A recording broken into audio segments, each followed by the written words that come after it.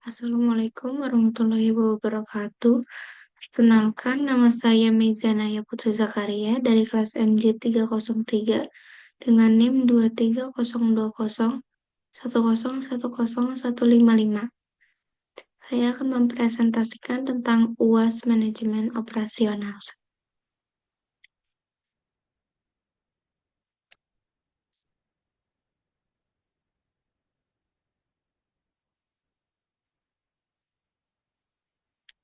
Kasus ke-1 yaitu pola produksi.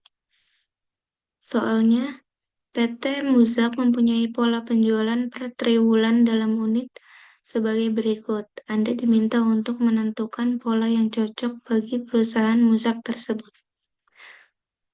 Triwulan pertama permintaannya sebesar 250 unit. Triwulan kedua permintaannya yaitu 400 unit. Triwulan ketiga permintaannya 1050 unit. Kemudian yang terakhir triwulan keempat permintaannya 450 unit. Perusahaan akan memenuhi penjualan tersebut dengan salah satu alternatif pola produksi berikut ini. Yang pertama, pola produksi konstan pada tingkat 500 unit per triwulan. Kemudian yang B, pola bergelombang dengan mengikuti pola penjualan. Yang C, pola produksi moderat dengan ketentuan bahwa untuk triwulan 1 dan 2 berproduksi pada tingkat unit 450 dan kemudian pada triwulan ketiga dan keempat berproduksi pada tingkat 850 unit.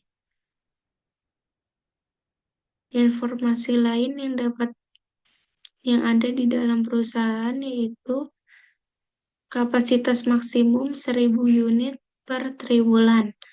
Biaya simpan sebesar Rp100 per unit per triwulan. Biaya perputaran tenaga kerja sebesar Rp4.000 untuk setiap kenaikan produksi sebesar 200 unit. Penurunan produksi tidak menimbulkan biaya labor turnover, sedangkan biaya subkontra sebesar Rp2.000 per unit. Upah lembur sebesar Rp1.000 harus dibayarkan apabila hasil produksi lebih dari 700 unit. Diminta tentukan pola produksi mana yang sebaiknya dipilih oleh perusahaan. Yang pertama yaitu pola produksi konstan. Pada pola produksi konstan, biaya simpan untuk 1 tahun. Pada triwulan pertama, biaya simpan unit dikali biaya simpan per unit. Biaya simpan triwulan pertama dikali biaya simpan per unit.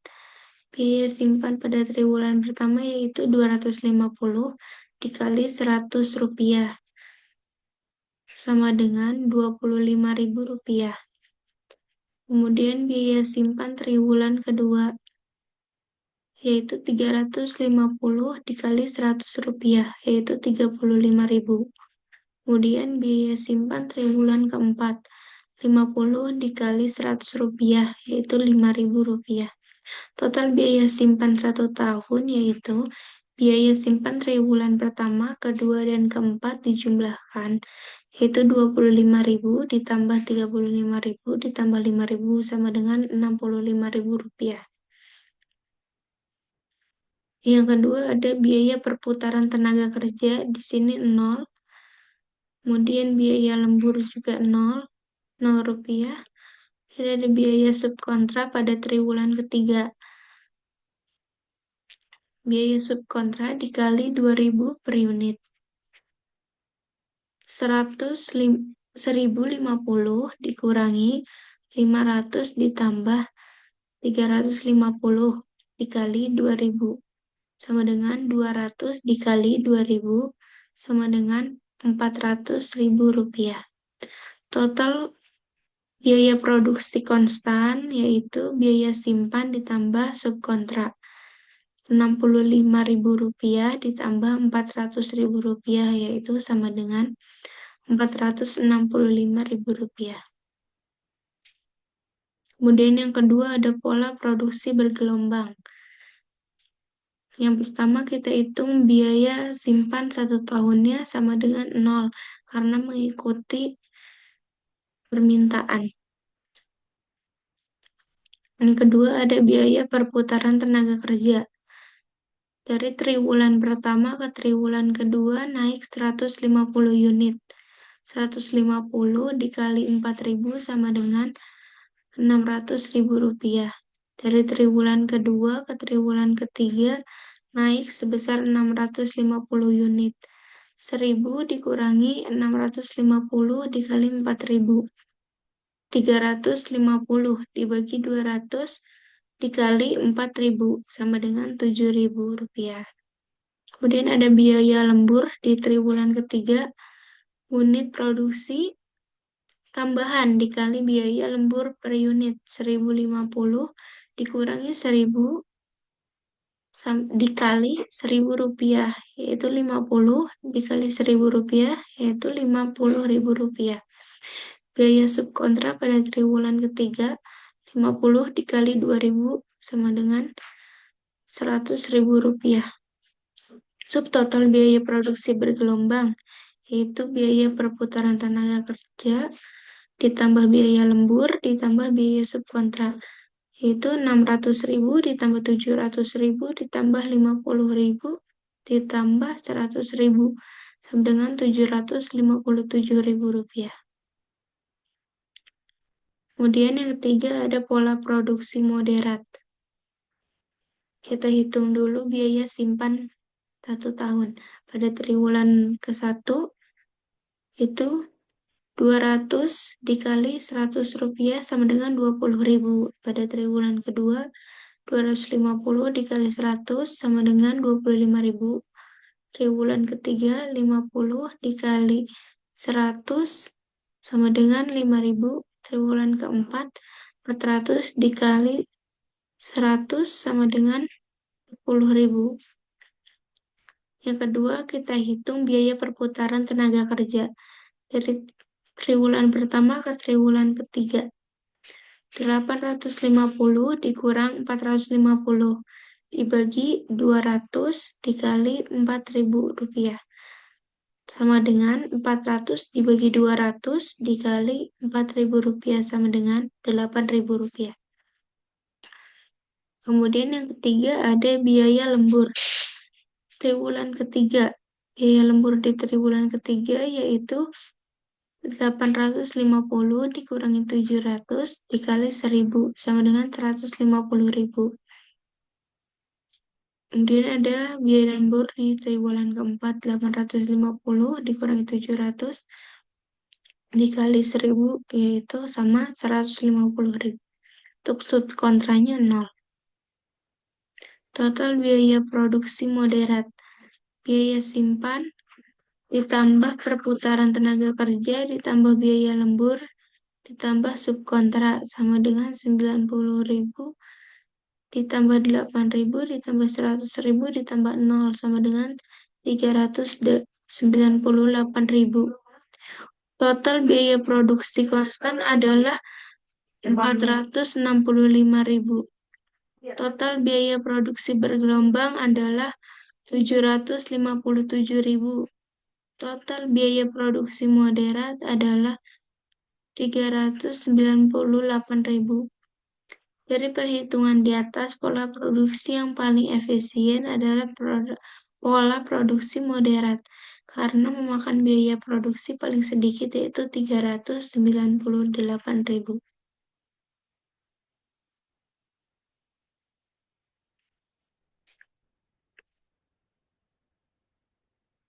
Kemudian kasus kedua yaitu manajemen proyek. Perkiraan waktu untuk proyek pembuatan lini produksi pada sebuah pabrik elektronik di Tangerang adalah sebagai berikut. Kemudian kita diminta untuk menggambarkan jaringan proyek, hitung slack time-nya ditunjukkan jalur kritis pada produksi ini. Pertama ada kegiatan A dengan waktu 6 jam, tidak ada pendahulunya. Kegiatan B dengan waktu 7 jam tidak ada pendahulunya. Kegiatan C dengan waktu 5 jam, pendahulunya adalah kegiatan A. Kegiatan D dengan waktu 6 jam, pendahulunya adalah kegiatan B dan C. Kegiatan E waktunya 5 jam, pendahulunya adalah kegiatan B dan C. Kegiatan F waktunya 8 jam, pendahulunya adalah kegiatan D. Kegiatan G dengan waktu 4 jam, pendahulunya adalah kegiatan E dan F. Menggambarkan jaringan proyek. Ini kita sudah dapat gambaran untuk jaringan proyeknya dengan kegiatan A, kemudian dilanjutkan dengan kegiatan C, dilanjutkan dengan kegiatan E, kemudian di sini ada kegiatan B, tidak ada pendahulunya, kemudian dilanjutkan dengan kegiatan D, dilanjutkan dengan kegiatan F, dilanjutkan, dan finalnya adalah kegiatan G. Menentukan IS, IF, LS, dan LF. Untuk kegiatan A, ES-nya adalah 0, EF-nya adalah 6, LS-nya adalah 9, LS-nya adalah 15. Kegiatan B, ES-nya adalah 0, EF-nya adalah 7, LS-nya adalah 4, LF-nya adalah 11. Kegiatan C, ES-nya adalah 6, EF-nya adalah 11, LS-nya adalah 15, LF-nya 20. Kegiatan D, ES-nya 11, EF-nya 17, LS-nya 11, LF-nya 17. Kegiatan E, ES-nya 11, EF-nya 16, LS-nya 20, LF-nya 25. Kemudian kegiatan F, ES-nya 17, EF-nya 25, LS-nya 17, LF-nya 25. Kemudian kegiatan terakhir, ES-nya 25, EF-nya 29, LS-nya 25, dan juga LF-nya 29. Rumus untuk menghitung slack time atau jalur kritis, yaitu LS dikurangi ES. Nah, di sini kita akan menghitung slack time untuk seluruh kegiatan. Untuk kegiatan pertama, ES dikurangi LS. ES-nya adalah 0 dikurangi 9. Itu 9. Maaf, 9 dikurangi 0. Yaitu 9. Kemudian kegiatan B, 4 dikurangi 0 sama dengan 4. Kegiatan C, 15 dikurangi 6.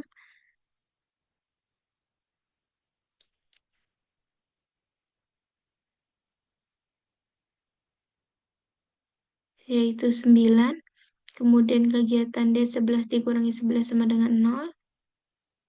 Kegiatan S, 20 dikurangi 11 sama dengan 9. Kegiatan F, 17 dikurangi 17 sama dengan 0. Kegiatan G, 25 dikurangi 25, yaitu 0. Maka jalur kritis di sini adalah yang bernilai 0 atau yang paling sedikit. Jalur kritisnya adalah B, D, F, G. Terima kasih presentasi ini. Kurang lebihnya mohon maaf. Wassalamualaikum warahmatullahi wabarakatuh.